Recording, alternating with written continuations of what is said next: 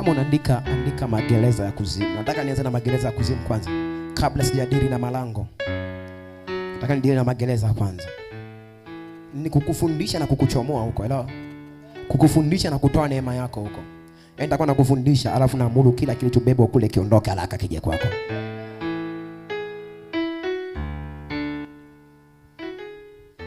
Hello. Yaani kuna watu kipawa cha ndoa kimeondoka, kipawa cha fedha kimeondoka, kipawa cha biashara kimeondoka, kipawa cha elimu kimeondoka. Vipawa vyako adui ameviondoa kwenye maisha yako, kaviweka sehemu fulani. Kwa hiyo leo kila mahala kule vimewekwa lazima virejee kwako. Hello. Kuna gereza limekamatilia nini? Ukiona wewe mipango yako haijatimia yote, maana yake kuna mahala panazingua. Hello. Kuna mahala. Sio, nisikie vizuri. Leo hapo lazima pafuatwe kwa jina la Yesu.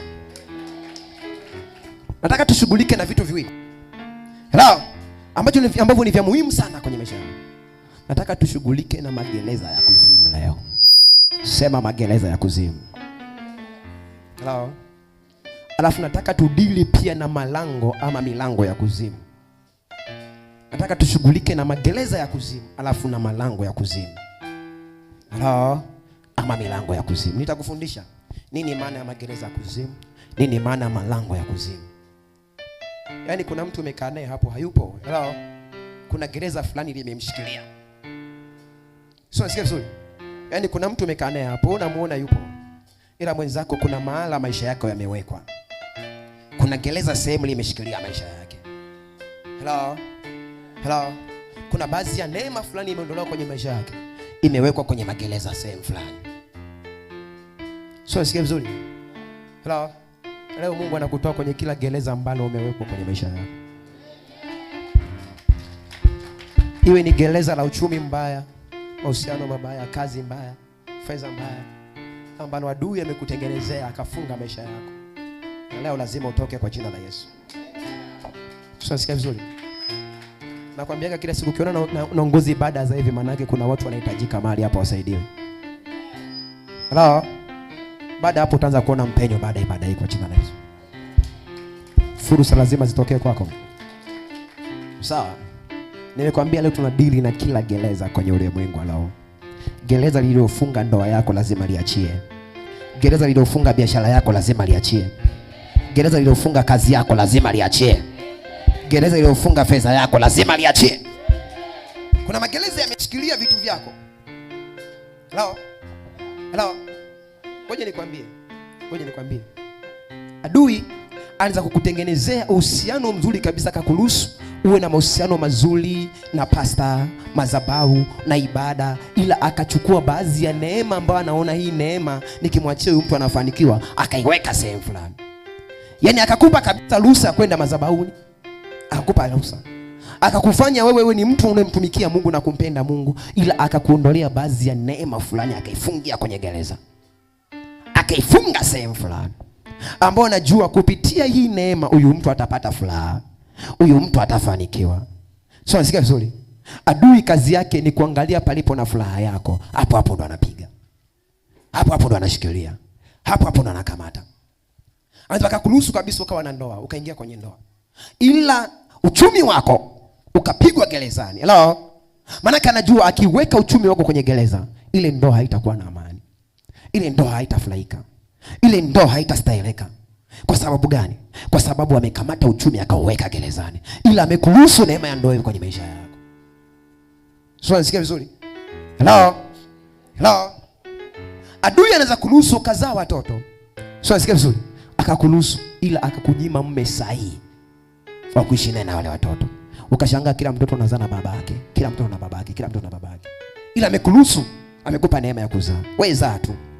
Ila kuna mahali nitakuumiza, kuna mahali mimi nitakufungia, kuna mahali mimi nitakushikilia.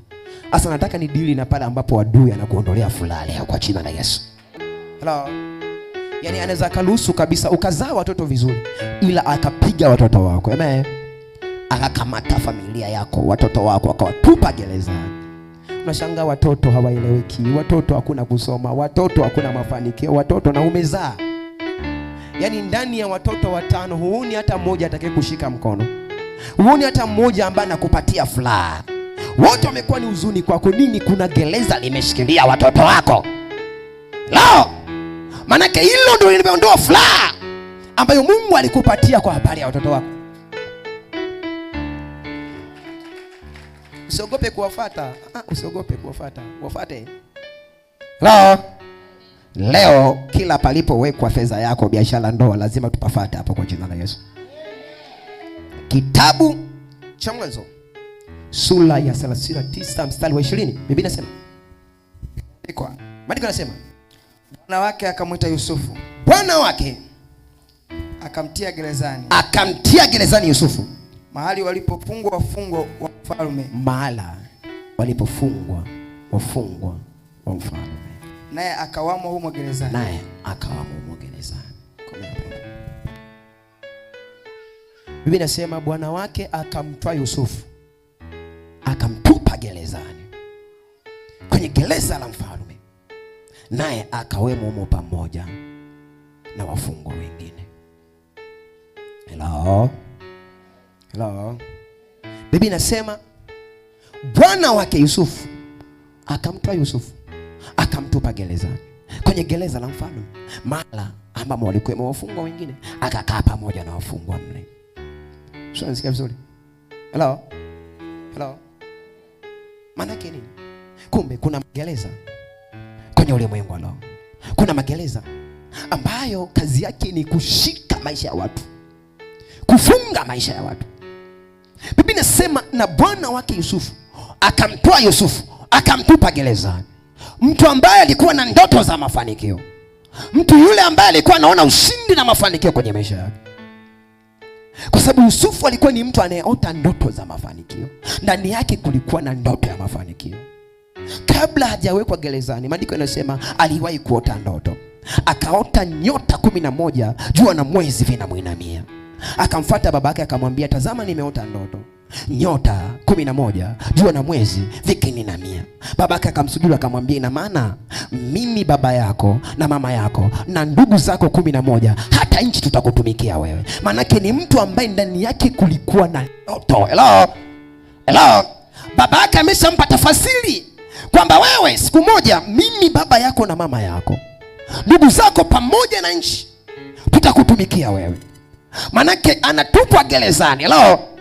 Anawekwa gerezani kwa sababu ni ndani yake kulikuwa na nini? Kulikuwa na ndoto. Manake kashikwa kwa sababu ya ndoto, kakamatwa kwa sababu ya ndoto, akatupwa gerezani, akawekwa gerezani. Manake magereza yapo kwa ajili ya kushika neema aliyokuwa nayo mtu na kuizuia kwenye maisha yake. Hello. Yusufu alikuwa na neema ndani yake ambayo ameiona toka utoto wake. Maandiko yanasema bwana wake akamkamata, akamtupa gerezani, akamfungia kwenye gereza la kifalme.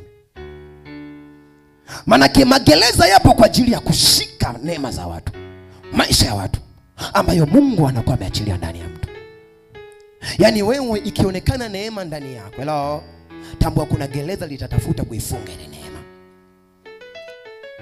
So nasikia vizuri? Yaani fursa fulani ikionekana ndani yako, tambua ndani ya ile fursa kuna gereza litainuliwa kwa ajili ya kukamata ile fursa, kukamata ile neema, kuwekwa kwenye vizuizi ile neema. Yusufu aliyekuwa na ndoto, Biblia inasema siku moja akaota miganda 11 na mwinamia. Mtu aliyekuwa naota mafanikio, mtu ambaye akili yake ilikuwa inawaza mafanikio, mtu ambaye akili yake ilikuwa inawaza kuwa mtu mkuu, Biblia inasema akakamatwa, akawekwa kwenye gereza. Maana yake lengo la kuwekwa kwenye gereza ni kuua mafanikio yalikuwa ndani ya yule mtu. Maana yake unapoona umefungwa kwenye gereza kwa aina ya kifungo fulani, maana yake kinachotafutwa ni kuzima neema iliyoko ndani yako, kuua kitu ambacho kiko ndani yako, kukizuia kitu ambacho kiko ndani yako. Maana yake gereza ambalo aliwekwa nani? Yusufu. Lengo la lile gereza ni kuzuia neema aliyokuwa nayo nani? Aliyokuwa nayo Yusufu. Hello. Maana yake magereza ya kuzimu kazi yake ni kuzuia kinachoonekana ndani ya mtu, kukifunga kile kinachoonekana ndani ya mtu, kukishikilia kile ambacho kinaonekana ndani ya mtu. Sio, unasikia vizuri? Adui akijua hapa ndipo palipo na baraka yako, hapo hapo ndo anafunga. Hapo hapo ndo anashikilia. Biblia inasema atupwa kwenye gereza la kifalme. Kwa tunaposoma kwa habari ya gereza la kifalme, manake kuna magereza tofauti tofauti kwenye ulimwengu wa roho. Amen. Amen. Utafungwa kwenye ulimwengu wa roho kwenye hiyo magereza kulingana na neema na lenki uliopo nayo. Amen. Yusufu ametupwa kwenye gereza la kifalme, sema la kifalme. Hakutupwa kwenye gereza la wajakazi wengine. Ametupwa kwenye gereza la kifalme kwa sababu ya neema aliyokuwepo nayo. Hello? Hello? Nyota yake ilikuwa inawaza habari za waziri mkuu, mtawala. Hello? Manake mtawala aweza akatupwa kwenye gereza la wafanyakazi, la watenda kazi. Hello? Hello? Ndio maana Yusufu alipokamatwa akatupwa kwenye gereza la nini? La kifalme. Anapelekwa kwenye gereza la kifalme, wakati huo hajui kama siku moja atakuwa waziri mkuu. Hello? Hajui siku moja atakuja kuwa mtawala Misri. Hajui siku moja atakuja kukaa pahala ambapo Farao amekaa. Biblia inasema akakamatwa, akapelekwa kwenye gereza la kifalme, akatupwa ndani ya gereza. Manake elewa kabisa kwenye maisha yako, magereza yanatofautiana kwenye ulimwengu wa roho. Utafungwa kwenye gereza kwa sababu ya neema ulionayo. Hello? Neema ulionayo itakupeleka kwenye gereza ambalo wewe ulitakiwa uwepo. Kwa kuna watu mpo hapa, vita zenu ni kubwa. Hello? Mambo yenu yamekuwa ni magumu, ni kwa sababu ya gereza ambalo wewe umewekwa. Amen. Amen. Unashangaa wengine wanakuja wanapokea ghafla, wengine wanakuja wanatendewa ghafla, ila wewe unabaki unasumbuka na kitu kimoja. Issue ni gereza lililokushikilia. Hello? Hujaliwekea ufahamu lile gereza ambalo limeshikilia maisha yako, ukaamua ni jinsi gani ya kulishinda, jinsi gani ya kupambana na kulishinda. Sio, nisikie vizuri. Ndio maana utashangaa kama ushawahi kushuhudia, kuna mtu anaweza kaombea siku moja akapona. Amen. Hello? Akapokea uponyaji hapo hapo. Kuna mtu unaweza kushughulika naye mwezi mzima, unamfunguaga, unashindanaga vita yake kila siku. Nini? Ni gereza alilowekwa. Hello? Hello? Gereza lililomfunga si gereza la watenda kazi, si gereza la wajakazi. Hello? Ni gereza la kifalme, limeshikilia maisha yake. Manake vita ya mtu aliyefungwa kwenye gereza la kifalme sio vita ya kawaida. Huyu mtu sidhani atapigana vita ya kawaida kama unaopigana nayo wewe. Hello? Manake vita yake itakuwa ni kubwa kila siku, na vita yake itakuwa ni vita ambayo inajirudia mara kwa mara, inainuka kila siku, na kila siku itakuwa inainua jambo jipya kwenye maisha yake. Nini? Gereza aliloshikiliwa, gereza alilowekwa. Hello? Sema kwa jina la Yesu. Sema kila gereza niliyoshikilia maisha yangu, sema leo linaniachia. Gereza la kifalme, gereza la kifalme linaniachia leo kwa jina la Yesu, kwa damu ya Yesu. Kila gereza, gereza la mtaa, gereza la tarafa, gereza la wilaya, gereza la mkoa, gereza la nchi, gereza la nchi lililonishikilia, sema kwa jina la Yesu, sema kwa damu ya Yesu, sema linaniachia leo, sema linaniachia leo, sema linaniachia leo. Kila aina ya gereza lililoshikilia maisha yangu, sema linaniachia leo, linaniachia leo kwa jina la Yesu. Sema linaniachia leo, sema linaniachia leo, sema linaniachia leo, sema linaniachia leo kwa jina la Yesu. Biblia inasema akatwaliwa, akatupwa kwenye gereza la kifalme. Hello? Ametupwa kwenye gereza la kifalme kwa sababu ya neema ile ambayo alikuwa amebeba Yusufu. Maandiko yanasema akatwaliwa, akatupwa kwenye gereza la nini? La kifalme. Sema kila gereza lililofunga maisha yangu leo livunjike kwa jina la Yesu, kwa damu ya Yesu. Sema kila aina ya gereza, sema kila aina ya gereza lililoshikilia maisha yangu leo livunjike kwa jina la Yesu. Ufunuo wa Yohana ile sura ya 2 mstari wa 10. Ufunuo wa Yohana sura ya 2 mstari wa 10. Soma hapo. Imeandikwa. Biblia inasema usiogope, usiogope mambo yatakayokupata, mambo yatakayokupata. Tazama, tazama, huyu ibilisi atawatupa baadhi yenu, atawatupa baadhi yenu gerezani, gerezani ili mjaribiwe, ili mjaribiwe. Komea hapo hapo. Ufunuo Yohana sura ya 2 mstari wa 10. Biblia inasema usisite ajabu kwa mambo yatakayokupata. Tazama, huyu ibilisi atawakamata baadhi yenu, atawatupa gerezani. Hello? Hello? Tazama, huyu ibilisi atakamata baadhi yenu, atawatupa gerezani. Maanake kwenye ulimwengu wala kuna magereza. Sio, sikia vizuri.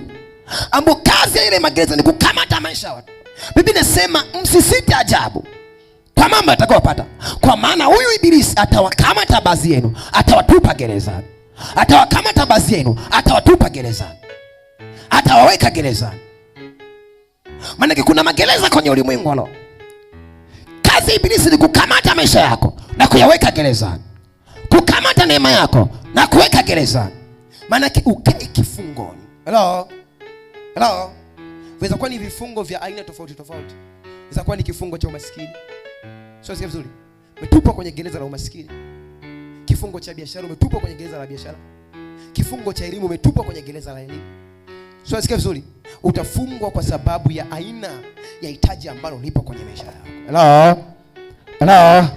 Utashikiliwa kwa aina ya hitaji ambalo lipo kwenye maisha yako. Biblia inasema baadhi yenu ibilisi atawakamata na kuwatupa gerezani. Maana yake kwenye ulimwengu leo kuna magereza, ambao kazi ya ile magereza ni kushikilia maisha ya watu, kushikilia hatima za watu, kushikilia biashara za watu, kushikilia nyota za watu. Leo kama kuna gereza limekamata cha kwako, litaachia kwa jina la Yesu. Ngoja nikwambie kitu hicho hapa ambacho kitakusaidia zaidi. Kwenye ulimwengu leo kuna kitu kinachoitwa tofauti. Amen. Kuna kitu kinachoitwa tofauti. So sikia vizuri. Tofauti katika nini? Katika utendakazi kwenye ulimwengu leo kuna lenki. Amen. Ambazo hizi lenki zinatengeneza matabaka fulani ya magereza kwenye maisha ya watu. Na hizi lenki zinatofautiana katika utendaji kazi wake. Kwa mfano, kuna kiumbe anaitwa Malkia wa Anga. Wangapi wanamjua Malkia wa Anga? Wangapi washe kumsikia? Manake tunapozungumzia kwa habari ya Malkia wa Anga, hello, manake ni mtawala aliyepewa mamlaka juu ya nini? Juu ya anga. Manake yeye ana control mambo yote ya nini? Mambo ya anga. Manake ni mtawala juu ya mambo yote ya nini? Mambo ya anga. Manake huyu ni msimamizi kwa habari ya anga ya ulimwengu wote. Manake ni mtawala juu ya ulimwengu, ni mtawala juu ya anga la ulimwengu wote. Manake huyu hatendi kazi peke yake. Hello? Hello? Hello? Hatendi kazi peke yake. Manake kama kuna Malkia wa Anga, tambua kuna gereza ambalo analisimamia Malkia wa Anga. Sio, sikia vizuri. Hello? Amewekwa juu ya anga. Kazi yake ni kutazama nyota zinazozaliwa ndani ya maisha ya watu. Hello? Kusoma nyota za watu. Malkia wa Anga kazi yake ni kusoma nyota za watu. Kusoma watawala wanaozaliwa, wafanya biashara wanaozaliwa, wafanya kazi wanaozaliwa. Maana kazi yake yeye ni kuachilia rada zake. Lengo la zile rada ni kuangalia ni nani anazaliwa kwenye ulimwengu, ni nani anazaliwa kwenye taifa hili, ni nani anazaliwa kwenye nchi, ni nani anazaliwa kwenye tumbo la huyo mtu. Hello? Maana yeye anasoma taratibu zote za ulimwengu kupitia anga. Ndio maana amewekwa kutawala juu ya nini? Juu ya anga. Hello? Maana huyu Malkia wa Anga anaposoma rada zake kwenye ulimwengu, hello, sio, sikia vizuri, akamwona huyu mama hapa. Amen. Hello? Akamwona huyu mama. Mama huyu ameandikiwa kuzaa mtawala wa nchi, kuzaa rais wa nchi. Sio, sikia vizuri, anapozinasa zile taarifa kwa habari ya huyu mama kuzaa mtawala, hello, kuzaa kiongozi wa nchi, anachokifanya yule mama, kwa sababu yeye ni mtawala na mmiliki juu ya anga, anatafuta kujua huyu mama anapatikana katika eneo lipi. Sio, sikia vizuri, anaposoma rada zake, hello, katika utawala wake wa anga, anaposoma rada zake akamwona huyu mama anapatikana kwenye anga la Afrika, anamtafuta mkuu wa anga la Afrika, hello, aliyempa kusimama juu ya anga la Afrika, kuweka utawala wake pale. Maana anapomtafuta yule kiumbe, anampa habari za huyu mama. Katika anga la Afrika kuna mama mmoja ameamriwa kuzaa mtawala, hello, na ndani ya yule mtawala kuna mamlaka kubwa imewekwa ndani yake. Mkiruhusu huyo mtawala kuzaliwa, maana yake kuna baadhi ya kazi zetu zitaharibika. Kuna kazi zetu tunazozitenda zitafeli. Utenda kazi wetu utaharibika. Hello? Kwa anampa jukumu yule mtawala juu ya anga nini? La Afrika, afuatilie uwepo wa huyu mama. Hello? Yule mtawala wa anga la Afrika anaposoma rada zake na yeye, hello, kulingana na lenki na utenda kazi wake, anaposoma lenki zake, anaona huyu mama anapatikana kwenye anga la Tanzania. Amen. Anamtafuta mkuu wa anga la nini? La Tanzania. Kwa anapomtafuta yule mkuu wa anga la Tanzania, anampa majukumu ya taarifa za huyu mama alizozipata juu ya nani? Ya Malkia wa Anga. So sikia vizuri. kumtafuta huyo mama, lengo ni kutaka kuzuia kile kinachotaka kuzaliwa, kutaka kukichukua ile neema ambayo imeonekana juu ya mwanamke huyo, aidha kuifunga gerezani ama isipatikane kabisa. Hello, kuzuia huyu mama aidha asiolewe ama asipate watoto kabisa. Kwa sababu nini? Neema imeonekana kwenye tumbo lake, ameandikiwa kuzaa mtu fulani, ameandikiwa kupata mtu fulani, ameandikiwa kuleta mtawala fulani. Amen. Kwa anapokabidhiwa yule mtawala wa anga la Tanzania, anachokifanya yule mtawala, anaingia kwenye majimbo sasa kutafuta kujua huyu mama anapatikana kwenye jimbo lipi. Anapatikana Mwanza, wanatafuta mkuu wa anga la nini, la Mwanza, wanampa habari za huyo mtu. Hello, huo ni utendakazi katika ulimwengu wa nini, ulimwengu wa roho.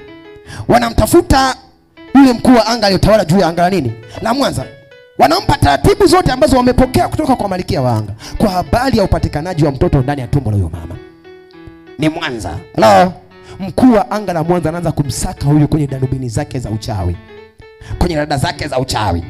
Inaonekana huyu mama anapatikana kwenye anga la Kirumba. Amen.